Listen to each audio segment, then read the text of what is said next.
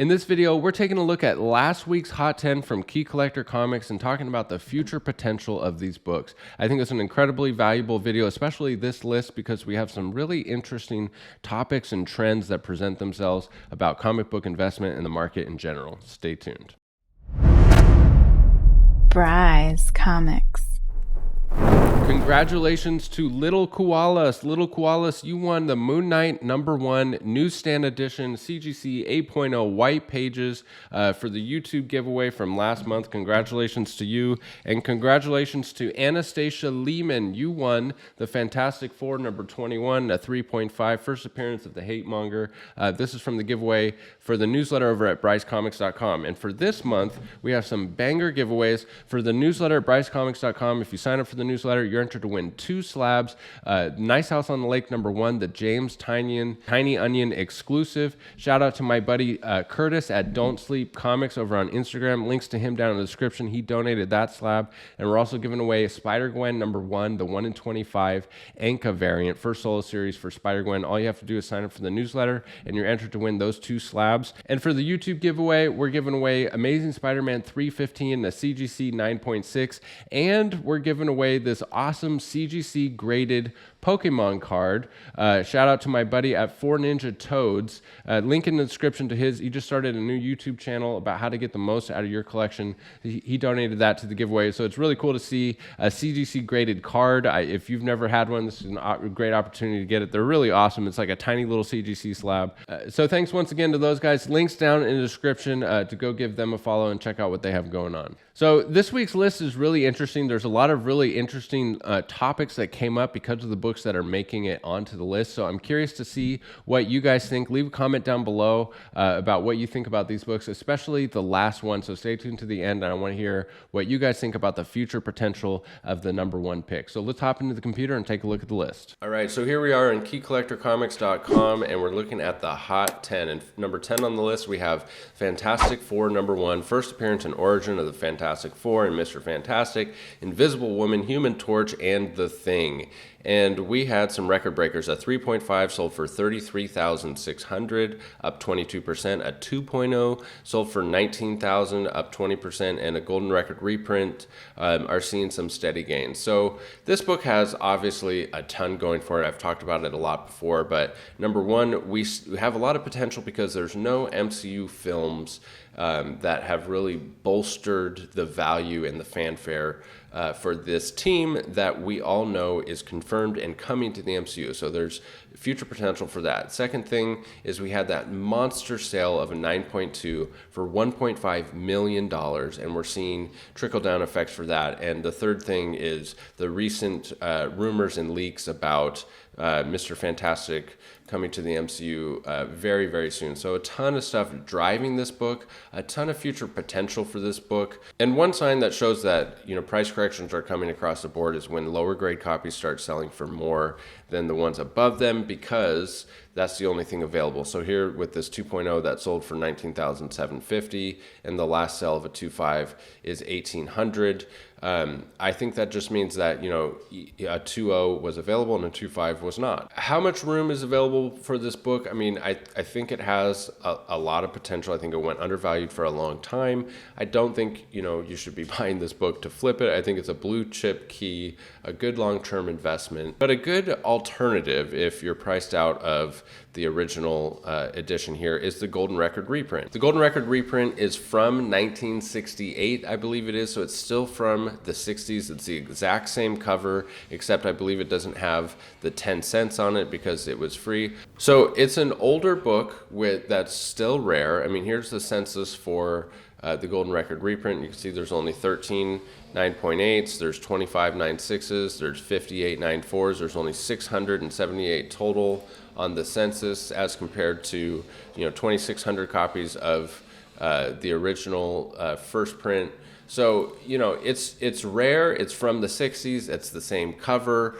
I think it's an awesome alternative, and you can get something here in the 9.0 to 9.6 range for $1,000 to $3,000, something like that. So you have a super high grade, very well presenting copy of the same thing, and I think there's a lot of potential for these Golden Record reprints going forward. Incredible Hulk number 6, the first team appearance of the Teen Brigade and the first appearance of Metal Master. So as most people know, Incredible Hulk started with the first 6 issues, 1 through 6, and then it picks back up at issue 102. So there will always be collectors for these first 6 issues. It makes an awesome little run. The first 6 issues of Hulk, I think Hulk has a very promising future in the MCU. So I definitely think Hulk keys are a good buy at this point.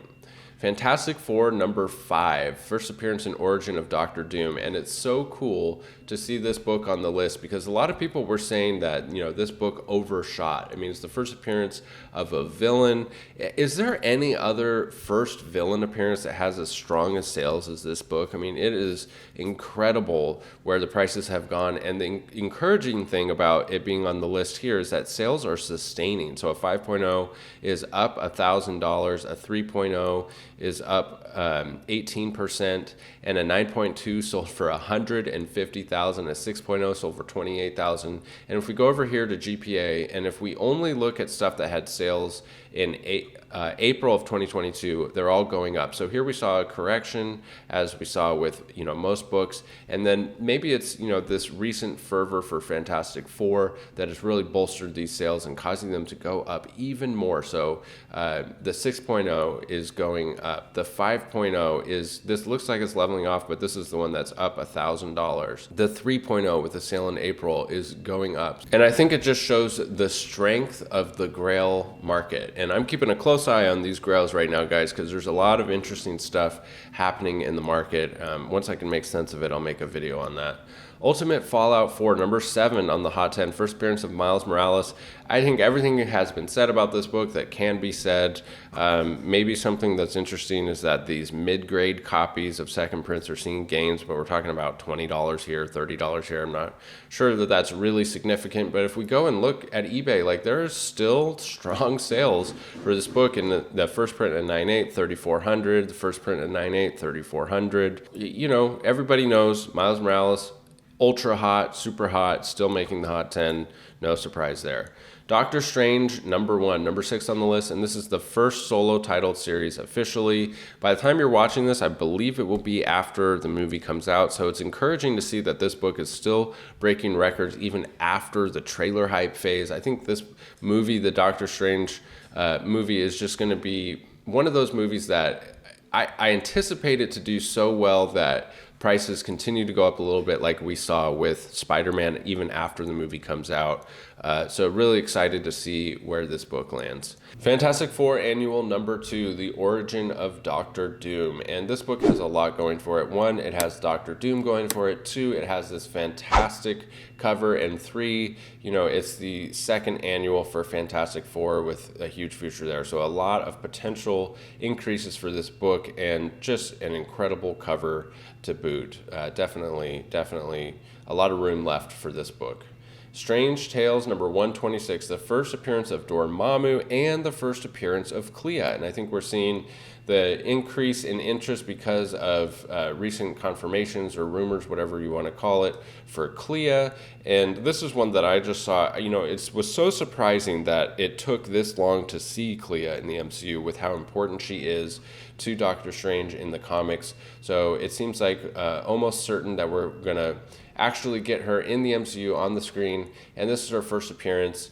It doesn't have her on the cover. It's not the greatest of covers. I mean, nobody is calling this the greatest cover of all times. And some good alternatives for Clea is her first cover appearance, which is in Doctor Strange number 175, which is actually a really hard book to find in high grade. It's got this baby blue cover, which I think is really cool. And there she is right there. That's her first cover appearance, which isn't really anything special as far as Clea is concerned. I mean, it's just her down there, but it is her first cover appearance. But I prefer the next issue in Doctor Strange 176, where we have a change in the trade dress, which is really cool. And there we have Clea on the cover in all her glory. It's a really awesome cover. Will the market value this book? It's her second cover appearance. I mean, technically, there's not really any key significance here. It's her second cover appearance, but it's her first cool cover appearance. And I mean, we're going to be staring at the cover. So if I had to go between one of these two, first of all,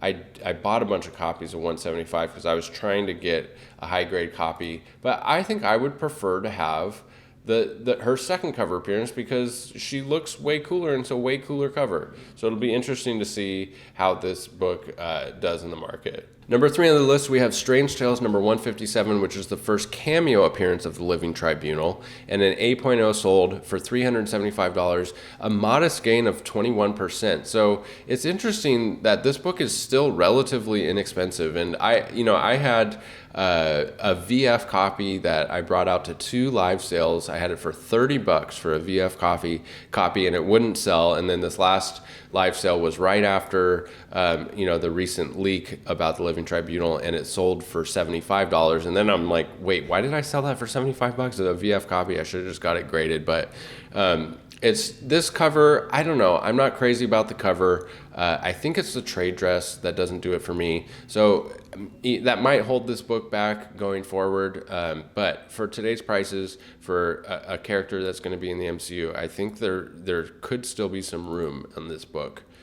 Tales of Suspense number 77. Now, this is the first appearance of Peggy Carter and also the first full and cover appearance of Ultimo, a robot weapon created to destroy anything it encounters. It's really funny when these characters that they think are going to be like the hot character like Ultimo gets the first cover appearance and the main attraction for this book, and then it's really another character that ends up being the main character of interest. I mean, we see that all the time where you get a first appearance of characters in the MCU and then you get like some nothing character on the cover that was a total flop. So it's really interesting. I also think that this book, its cover leaves something to be desired. I think it's the trade dress again that does it for me.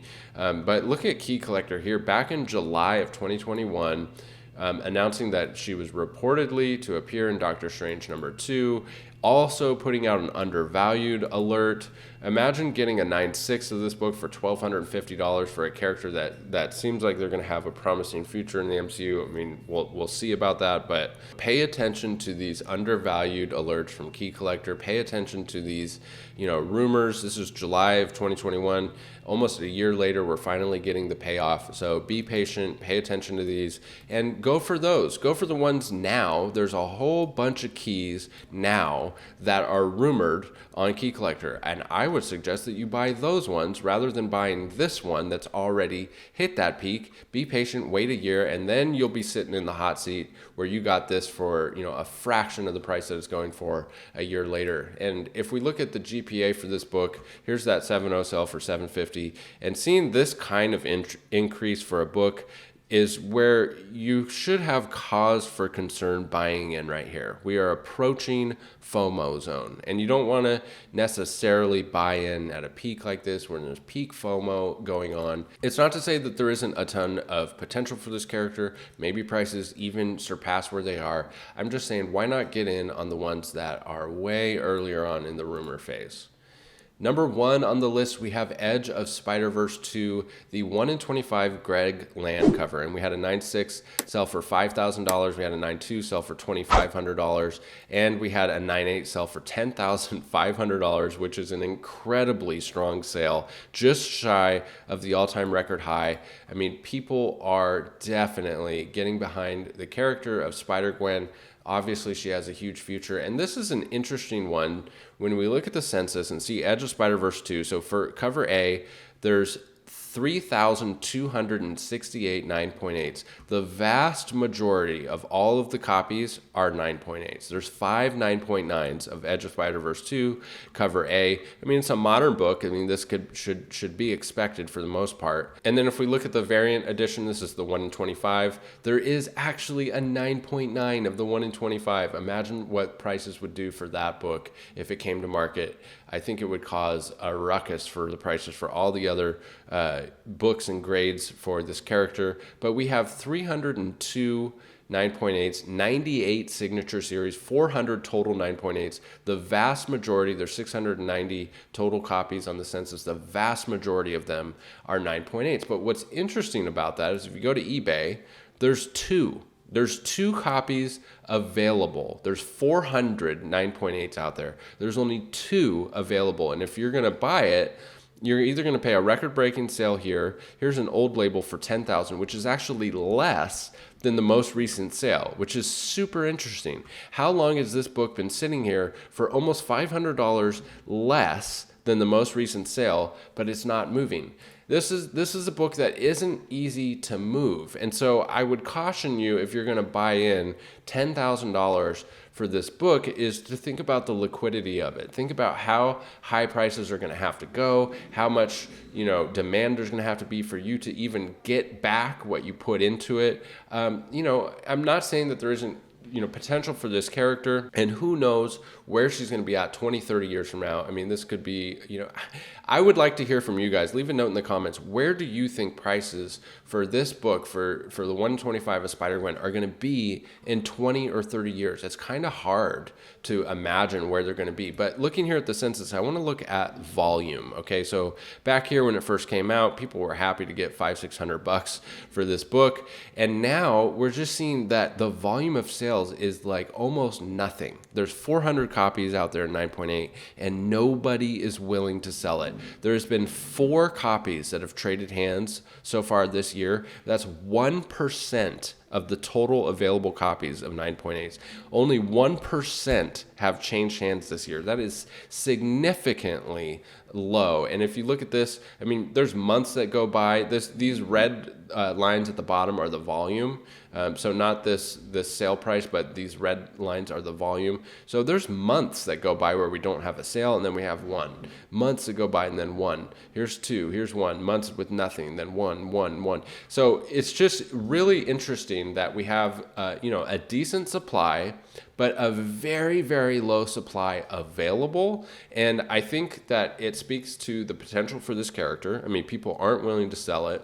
But it also speaks to some uncertainty about how this is going to play out in the long run. We really don't know. And so I would caution you to buy in at this point, at this price, especially for the liquidity, because the liquidity, as you can see, even if you have it priced way lower than the most recent sale, it might sit there on eBay. Then you have to pay 15% to eBay fees. So depending on where you buy in, I mean, you might not be able to get anywhere near what you put into it, depending on how long you have. So it's a very interesting book. Awesome to see it here and doing so well. And I can't wait to see how this plays out in the market. So that does it for this video. Don't forget to subscribe to the channel, comment on this video, and like this video for your chance to win a slab and a CGC graded card slab. And head over to BryceComics.com and sign up for the newsletter, and you're entered to win 2 slabs this month. Links down in the description to my buddies who donated some items for this month's giveaways. Thank you once again to them, and thank you to you for sticking with me all the way to the end of the video, and we'll catch you in the next one. Bye.